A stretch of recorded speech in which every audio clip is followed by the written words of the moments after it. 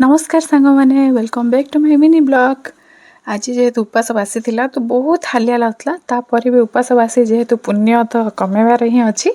तो नाई सेमती किसी ना बाकी मु मंदिर जाइली जो भी उपास करे बासी दिन मंदिर जाए तो मंदिर जाइए आसले ही किसी खाए तो से आम सब मिसिकी मंदिर जाइलु मंदिर जाकि पूरा माने खरा भी बहुत होता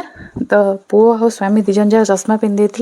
तापर मुझे भी स्टाइल मारिक चश्मा पिंधि तापर बुलाबुली कर सारू ठाकुर को भलसे दर्शन सरला पर आम मैंने पलि आसलु आखु रस पीवाई बाटर जेहेतु आखु रस मिलूला काली किसी खाई नु तो स्वामी कहले आखु रस पीवा आमती आखु रस पिला कार कार निश हो जाए मत कमेंट जनइबे। आज खाଇବା पूरा साधा सीधा पखाल भात करी आलू भजा आ कलरा भजा तो बाध्य खाइबा शिवरात्रि बासी जो मैंने सब जानते हैं तो कलरा बाध्य खाऊे तो मुझे कलरा भजा करी आ दही काकुड़ी पियाज तार गोटे सालाड बनी देती पापड़ बा पखाल खाई जो निद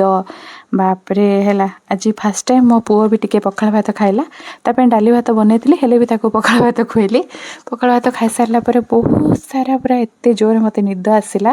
बाकी पुअर खेलकूदे निद भी भांगीगला तापर कौन करी भाभी बिरी बाटी तो चकुली बनैली और धनिया पत्र टमाटर गोटे चटनी